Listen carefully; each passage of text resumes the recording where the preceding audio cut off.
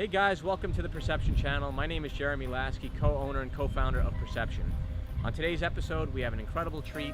I'm about to have a conversation with Kenneth Johnson, writer, producer, director, and creator of some of the most iconic shows of the last 40 years. His work has been so influential and inspirational to us, being so rooted in science fiction, but based all in science fact.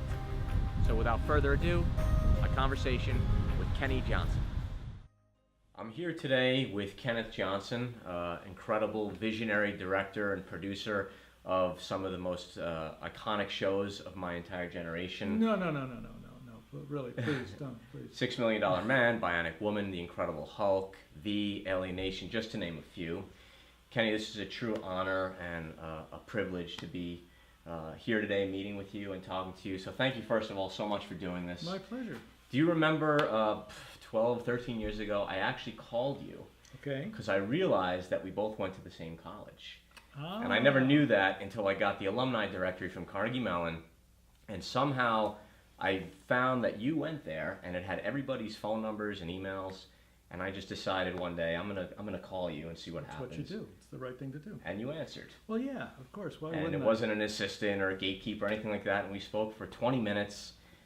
And I was so humbled that you answered your own phone and we got to talk. And that's where we started corresponding through email over the last 10 or so years. So Yeah, I never quite got used to Carnegie Mellon. When I went to Carnegie, it was still Carnegie Tech, Carnegie Institute of Technology.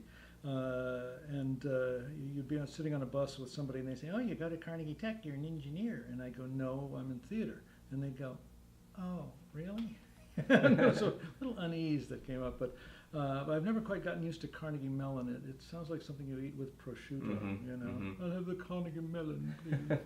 You know, but Carnegie was a great school and theater school, no film, no TV. It was all just learning theater on the boards, working with actors, and Stanislavski and the sort of Russian method of acting and directing.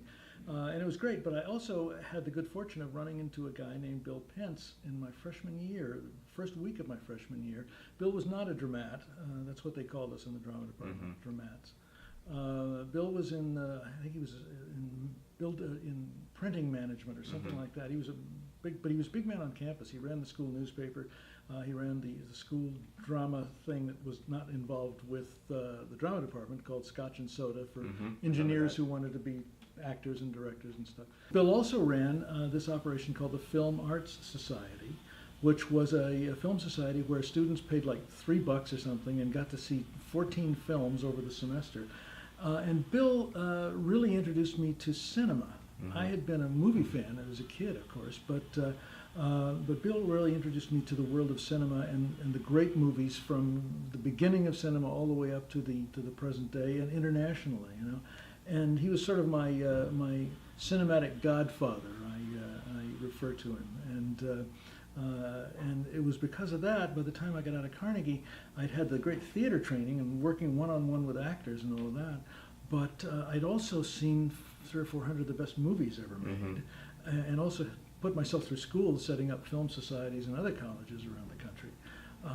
So I decided I wanted to try to blend the two, because the beauty of filmmaking is you're not confined to a proscenium. You know, you can.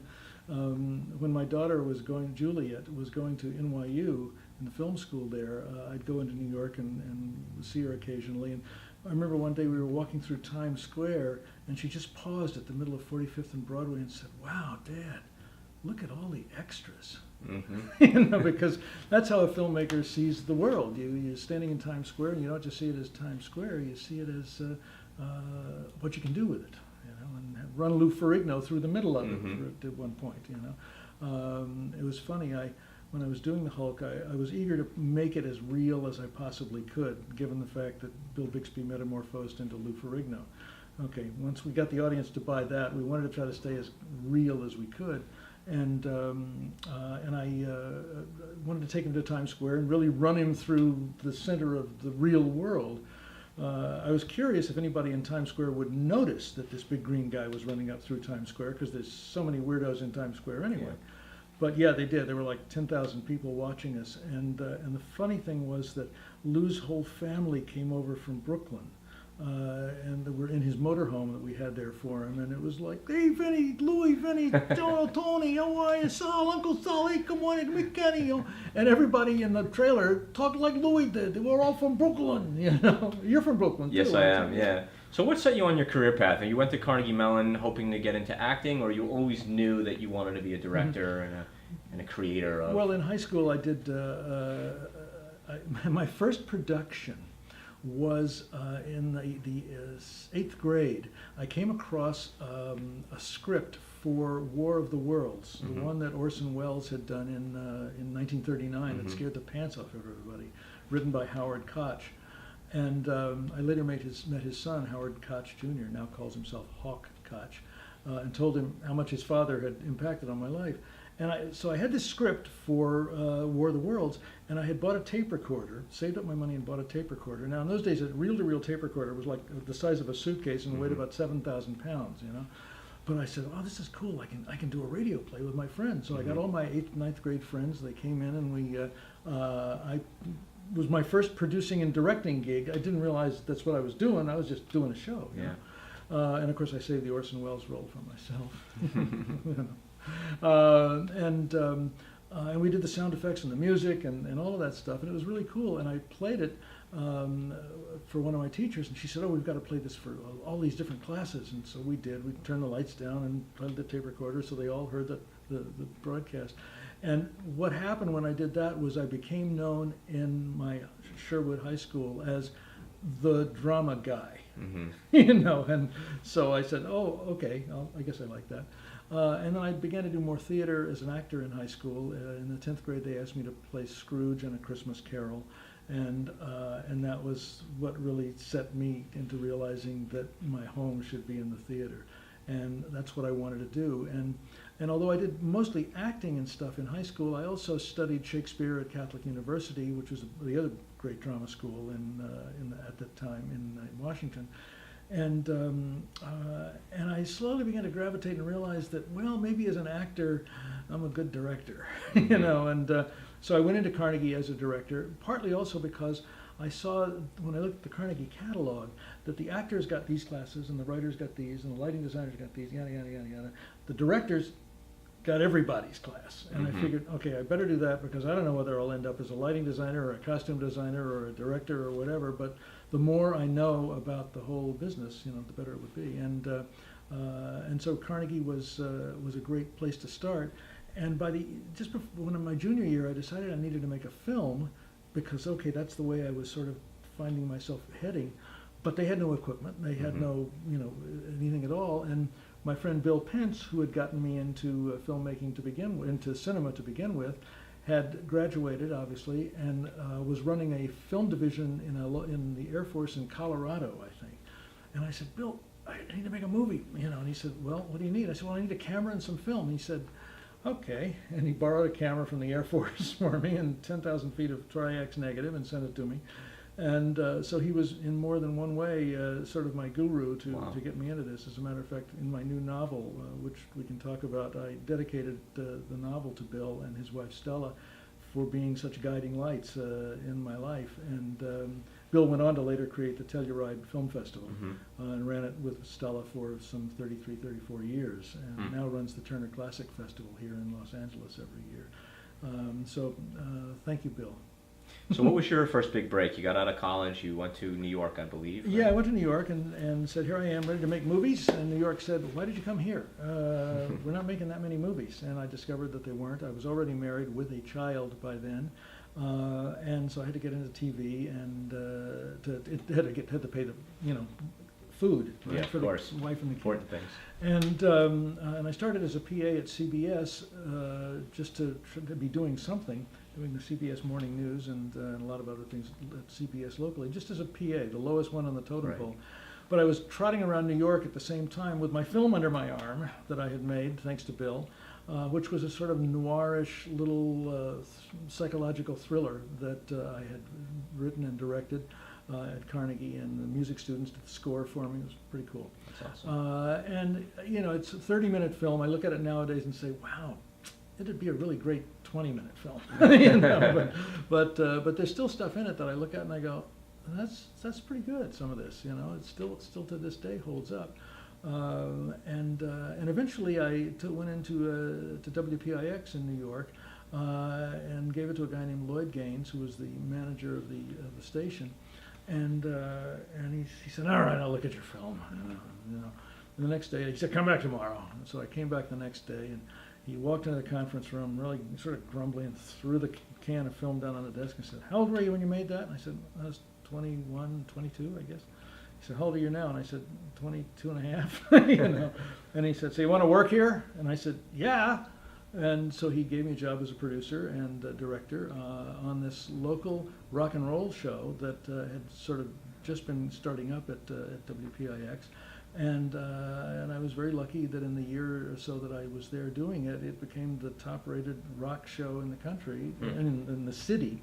It was a local show in New York, but we had bigger ratings than some of the national shows. And all of the rock groups in New York, the Stones came through there, Marvin Gaye, Stevie Wonder, Percy Sledge, Ramsey Lewis, Dionne Warwick, Diana Ross, Simon. There were these two guys in New Jersey, called themselves Tom and Jerry. And they all did covers of everybody's stuff, and they weren't so good. But we always used to give them a shot because they were local guys. Right. And then one day I got a call from one of the guys, and he said, listen, Kenny, we've got a new song we'd like to premiere. We'd like to do it on your show. And I said, yeah, sure. He said, we're writing our own stuff now. I said, okay, great. And by the way, he said, we've decided to stop calling ourselves Tom and Jerry. We're going to go by our real names, Simon and Garfunkel. So it was a cool show, and we did a lot of really had a lot of good acts on it. And but about a year into the gig, I got a call from Westinghouse Broadcasting. I had interned while I was in college with Westinghouse at one of their stations, where they were doing this small show called the Mike Douglas Show. We were just sort of trying it out of town, and it was the first 90-minute daytime talk show. Variety show, and that nobody'd done in that yet. And Westinghouse saw an opportunity, and they had been nurturing it and finally taken it into syndication. It had really taken off and was getting into, I think they were in about 180 markets by the time I joined. But I didn't want to do it. I wanted to make movies, And they said, well, just go over to the Warwick Hotel and meet with this new guy that is going to be the executive producer. He's heard about you, seen your work, would love to have you involved as a producer. And so I went over to the Warwick Hotel and walked into the room with Roger Ailes, as in the Roger Ailes. But then he wasn't the Roger Ailes. He was just a guy that was only a couple of years older than me. But as soon as you walked into a room with Roger, you knew that unless you were Stephen Hawking, you were not the smartest person in the room. Incredibly bright, incredibly witty and funny and clever and very seductive. And I said, Roger, I don't want to go, And he said, Kenny, I'll let you do all the film you want to do. You'll be the film guy. Every piece of film that we do, you'll do. As long as we get our 90 minutes live 6 times a week done, you'll have all the free time in the world, But Roger was true to his word, and I took him up on it, and I went down and took the gig, and the Douglas Show was a phenomenon. I mean, we had a larger audience than Oprah or The Tonight Show combined times 10. I mean, it was huge. It was 70 to 80 million people a week watching the show. And because of that, everybody in the world who had something to push was coming through there. Every TV star, movie star, author, lawyer, candidate. I know Roger had some difficulties at Fox later on with the only person I ever saw Roger hit on was Richard Nixon. Interesting. Yeah, because Nixon came to do the show in '68, and after he was on the air, Roger pulled him into his office and said, Mr. Nixon, you should hire me because I can get you elected. Nixon said, how can you do that, Roger? And Roger said, because you need a media advisor. And Nixon said, what's a media advisor? And Roger said, I just made that title up, He said, it's me. I can do it. I produce Mike Douglas. I can produce Richard Nixon. And Nixon said, okay, and hired him. And Roger went off to produce Nixon for the '68 campaign, got him elected. He was just as he said he would. And Roger said Kenny should take over the Douglas Show as executive producer. I was 24. That's incredible. Yeah, and running the major show in the country. And by the time I left, as a matter of fact, we were in like 220 markets, I think. We had more stations than NBC or ABC had. It was huge. But about 2 months into producing this show, I got a call one night. Kenny, it's Roger and Dick. Okay. And they said, we want you to leave the Douglas show, and I want you to direct my Madison Square Garden rally. You know, it's going to be huge. We're going to have all the cameras, whatever you need. And then I want you to do all of my television directing, and then I want you to go into the White House with me. Wow. And I said, I'll call you back, Dick. Because it just, I did call back, and I said, look, I'm very flattered. It's an honor to be invited into the White House, but it's just not what I want to do. Still had your vision I set want on to filmmaking. I want to make narrative films, And so I stayed with the Douglas show for another season, and then finally headed for California, where I said, okay, here I am, ready to make movies. And Hollywood said, how about a talk show? That's what you do. You're a talk show producer. Right. You get what you got. That's right. It's like, oh my God. I always tell my film students, be careful what your first success is, because that's what they'll want you to do for the rest of your life. That's the safe bet. That's right. They know what you That's can do. right. You know how you did that? Do 3 more of those. And so and also, if you're an actor, you can do bit parts and work your way up. If you're a writer, you can write on spec and hope somebody will buy your script, and then maybe if they like it enough, they'll let you direct it. But if you're a director, you don't have that option. People either give you the money or they don't. Yeah. And until they do, how do you do it? So, and my friend Steve Bochco, who had been at Carnegie with me, as a matter of fact, when I left Carnegie, I left the Film Society to Stephen to handle.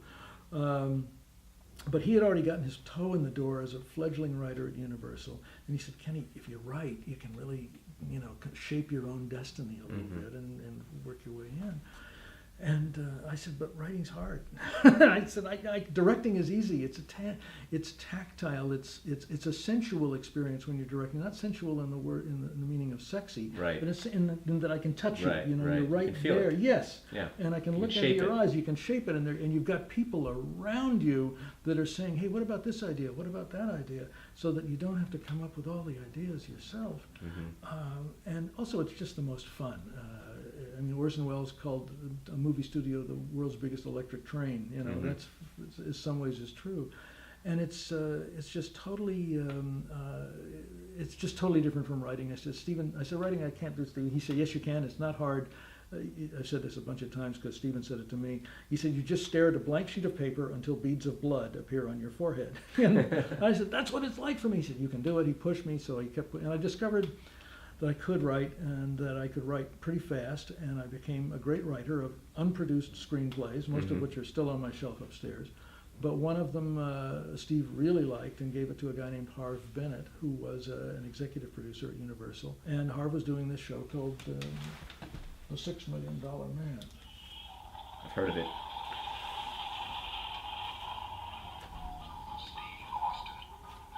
That's Harv's a man voice, right? barely alive. That's Harv's voice. Yes, Harv got a residual every day, every time that played. Harv was no fool.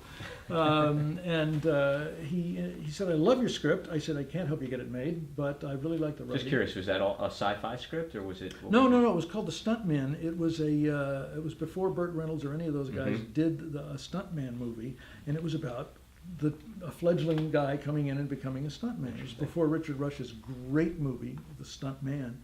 And it was sort of a comedy and quite fun. And as a matter of fact, Burt Reynolds people had read it, but we were a week too late. They had just signed a deal for him to do the one that they did. So there you go, Hollywood. But Harv invited me to pitch some ideas for the $6 Million Man, and the first thing I said was, well, why don't we do The Bride of Frankenstein? And he said, what? And I said, well, you've got this guy that's essentially a monster man with, a monster arm and legs and a boop, boop, boop eye, I said, shouldn't he have a mate? Shouldn't there be a bionic woman? And Harv liked the idea, so did ABC, Fred Silverman running ABC. And so I wrote the script. And it sort of rolled on from there. Harv invited me to be, normally when a guy writes a script, an outside writer comes in to write a script for an episodic television show, it's like, thank you very much, and we'll go away now, and we'll fix it and put it on the air. But Harv kept me involved in the whole process of the of creating the Bionic Woman for the $6 Million Man, including the casting. I mean, we looked at a lot of people, Sally Field and Stephanie Powers and several others. But the one that really jumped was Lindsay. She had just done a show for another one of my dear friends, Steve Cannell, who had been also really helpful when I first got to Universal. He gave me a couple of scripts and gave me a directing gig too, bless his heart.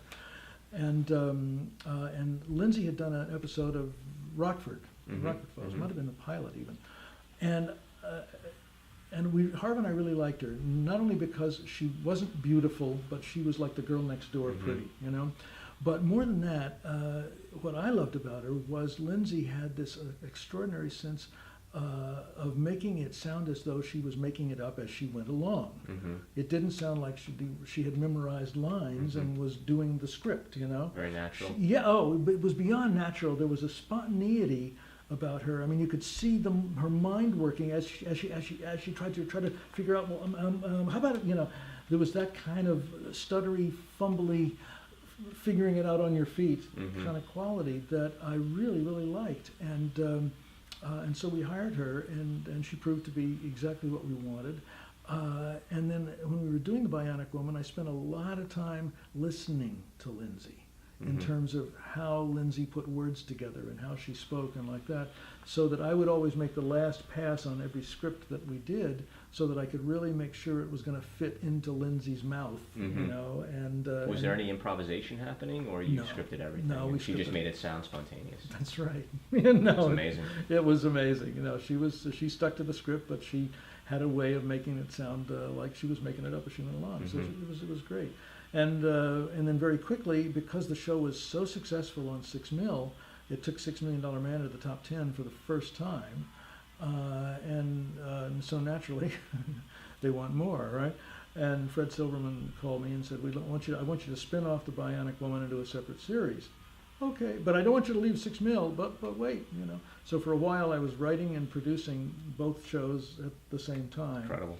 Yeah, but it's this idea of a shared universe that, you know, we're seeing now with Marvel characters, when you were doing it back also then. on the Chicago shows, you know, I did an episode a couple of months ago for my friends Andy Schneider and Diane Froloff, who were the showrunners, executive producers. They created the Chicago Med, and it's terrific. It's particularly good at lunchtime when you're prepping, because all the shows are in the same building, and if they brought in sushi for the Chicago Med lunch, and you don't like sushi like I don't, they said, well, just go across the hall. Chicago Fire's got Chinese today, or they've got Italian, you know, down at Chicago Med PD. So it was a great thing.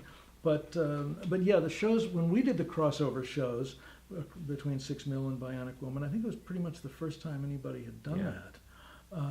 Where a story began on the $6 Million Man and then went over to the Bionic Woman. And it was a great way, of course, to cross-collateralize, I guess is what they call it today, where you got people hooked on one side on Sunday night, and then you got them again on Wednesday night. And so for a while I was writing and producing the #1 show, 6 Mil, and the #3 show, Bionic Woman. And doing one show at a time like that is like living in a garbage disposal. You know, doing 2 shows like that is even worse. Plus, you don't have any time to direct, which was the whole thing. I mean, when Harv offered me the job to produce, I said, Harv, I'd rather just write and direct. Producing is a kind of a pain in the ass. You know, let me just do what I really love to do. And Harv convinced me that it was in television, it was the producer that really held the whole thing together. And the producer hired the writer, hired the director. So when I heard that, I said, oh, well, duh, I'll take that job. And proceeded to hire myself to write and direct. But I didn't have any time to direct, you know. So I let go of 6 Mil and just stayed with Bionic for another season and a half. And it was a really a good, exciting run. And also, the Bionic shows were like graduate school with pay. It really was like, because Steve Cannell, Steve Bochco, and I always sort of thought of ourselves as the class of 1980 at the Universal University, you know, because we were all sort of figuring it out and making it up as we went along.